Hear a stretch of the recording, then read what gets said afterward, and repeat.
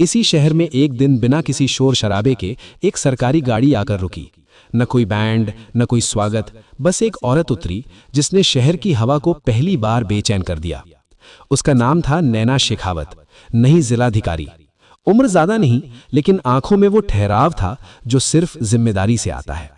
उसने चार्ज लेते ही सबसे पहला आदेश दिया कि कोई फूलमालाएं नहीं, कोई भाषण नहीं और कोई अतिरिक्त सुरक्षा नहीं। अफसर हैरान थे, क्योंकि धवलपुर में अफसर कम और मेहमान ज्यादा टिकते थे। उसी शाम नैना अकेले ही पैदल पुराने बाजार की तरफ निकल गई। वही बाजार जहां शाम होते ही दुकानों के शटर आधे गिर जाते थे और आवाजें धीमी हो जाती थी। वहां एक बूढ़ा मोची फुटपाथ पर बैठा था। हाथ कांप रहे थे और सामने खड़ा था एक आदमी जो पैसे मांग रहा था। बूढ़ा बार बार कह रहा था कि आज कमाई नहीं हुई, लेकिन सामने वाले की आवाज में दया नहीं थी। तभी नैना रुकी। किसी ने पहली बार पूछा कि क्यों देना पड़ता है।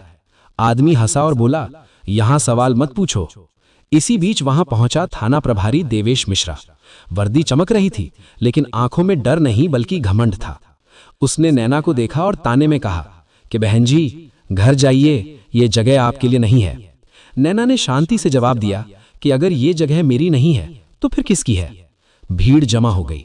देवेश के चेहरे का रंग बदला और उसने इशारे में आदमी को हटाया। जाते जाते उसने नैना के कान में कहा कि ज्यादा दिन नहीं टिकोगी। नैना कुछ नहीं बोली, लेकिन उस पल उसने समझ लिया कि धवलपुर की बीमारी सतह पर नहीं, अंदर तक फैली है।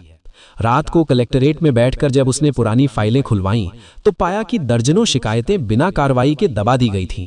हर फाइल के नीचे एक ही हस्ताक्षर था,